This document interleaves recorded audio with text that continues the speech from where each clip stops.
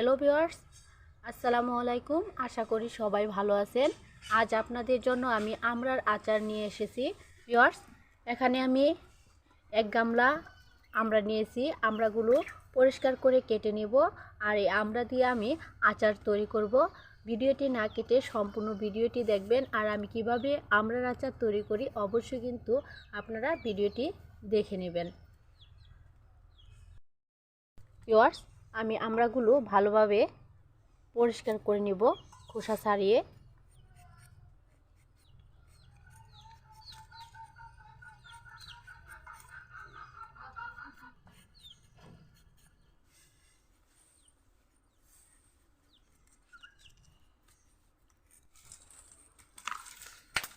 Viewers, এইভাবে আমি সবগুলো আমড়াই খোসা ছাড়িয়ে নেব।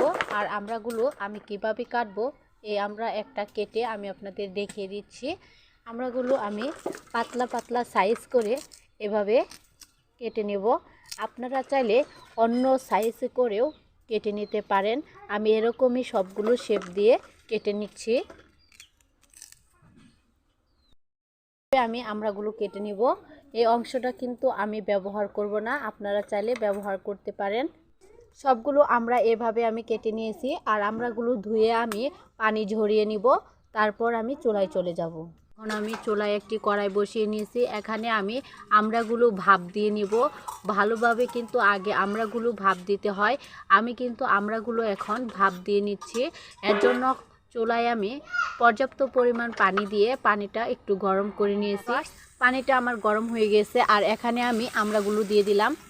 আমড়াগুলো আমি ঢাকনা দিয়ে ঢেকে কয়েক মিনিট সিদ্ধ করে নিব। আর মাঝে মাঝে আমড়াগুলো আমি একটু নেড়ে চেড়ে দিব। ভিউয়ার্স, 5 মিনিট সময় ধরে আমি আমড়াগুলো সিদ্ধ করে নিলাম। দেখি ঢাকনাটা খুলে আমার আমড়াটা সিদ্ধ হয়েছে কিনা। আমড়াটা খুব সুন্দরভাবে সিদ্ধ হয়ে গেছে। এখন আমি একটি গামলায় আমড়াগুলো নামিয়ে নিচ্ছি। একটি গামলায় আমি আমড়াগুলো নামিয়ে নিলাম আর ঠান্ডা পানি দিয়ে দিচ্ছি। ঠান্ডা পানি দিয়ে আমড়াগুলো আমি 2 থেকে 3 বার ধুয়ে নিব। আমি কিন্তু গরম পানিটা নিংড়িয়ে নিয়েছি আর আমড়াগুলো ধুয়ে ধুয়ে তুলে নিচ্ছি। ভিউয়ার্স, আমার আমড়াগুলো ধোয়া হয়ে গেছে। এখন আমি চুলায় চলে যাব। ভিউয়ার্স, আমি কড়াইটা আবারও গরম করে নিলাম। ভিউয়ার্স, এখন আমি আমড়ার আচারটা করব, তার জন্য কড়াইটা গরম করে নিলাম। আর এই আমড়ার আচারে আমি চিনি ও গুড় দুটোটাই ব্যবহার করব। এখন আমি গুড়টা দিয়ে দিলাম। আর গুড়টা কিন্তু আমি এখন গলিয়ে নিব। অল্প পরিমাণ গুড় দিলাম, কারণ আমি এখানে চিনিও অ্যাড করব। ভিউয়ার্স, গুড়টা আমি গলানোর জন্য এখানে আমি অল্প পরিমাণ একটু পানি দিয়ে দিলাম। 3 চামচ চিনি দিয়ে নিলাম। আর আমার আমড়ার আচারের জন্য যতটুকু পরিমাণ মিষ্টি করার জন্য আমি ততটুকু পরিমাণে চিনি ব্যবহার করলাম এবং গুড় ব্যবহার করলাম। আমি 3 চামচ চিনি এবং অল্প পরিমাণ গুড় ব্যবহার করলাম। আপনারা কিন্তু মিষ্টির পরিমাণ বাড়িয়ে দিতে চাইলে আরও বেশি করে দিতে পারেন। আমি এখানে দিয়ে দিব আমড়াগুলো। অল্প অল্প করে আমি আমড়াগুলো দিয়ে দিব আর নেড়ে চেড়ে নিব।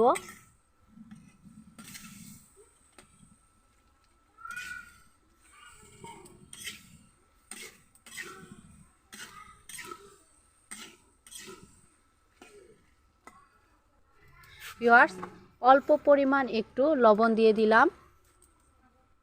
ভিউয়ার্স, আমি একটু নেড়ে চেড়ে ঢাকনা দিয়ে ঢেকে 2 থেকে 3 মিনিট সময় জাল করে নিব।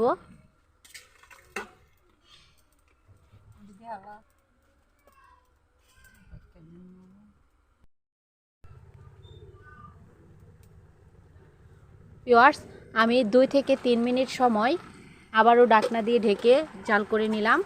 দেখেন, এখন কিন্তু কালারটা চেঞ্জ হয়ে গিয়েছে, আরও কালারটা চেঞ্জ হয়ে যাবে।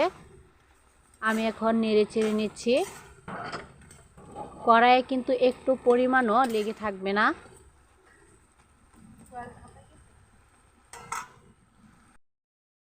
এখানে আমি 5 ফোড়ন গুঁড়ো করে রেখেছিলাম আগেই। 5 ফোড়ন গুঁড়োগুলো আমি দিয়ে দিব।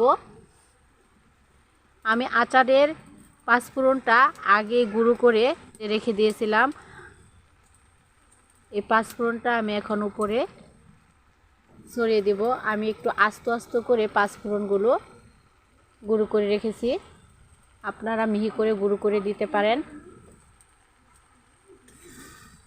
আর এখন আমি নেড়ে চেড়ে নিব।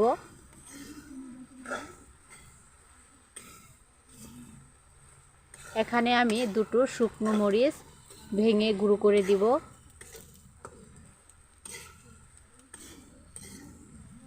আপনারা যদি মিষ্টি আচার খেতে চান তাহলে কিন্তু শুকনো মরিচটা স্কিপ করতে পারেন। আমি মনে করি শুকনো মরিচটা দিলে আচারের স্বাদটা আরও অসাধারণ হয়। ভিউয়ার্স, এখন আমি এখানে দিয়ে দিচ্ছি শুকনো মরিচ গুঁড়ো।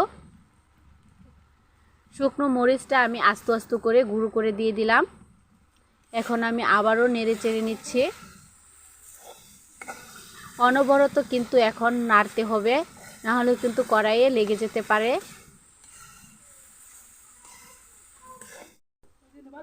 ভিউয়ার্স, আমার আমরার আচারটা হয়ে গেছে, এখন আমি নামিয়ে নিব।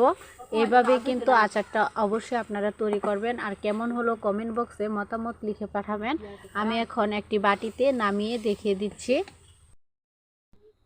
ভিউয়ার্স, আমি আচারটা নামিয়ে নিয়েছি। এভাবে কিন্তু অবশ্যই আপনার আচারটা তৈরি করবেন। আর আমরার আচার সংরক্ষণ করা যায় অনেকে দিন।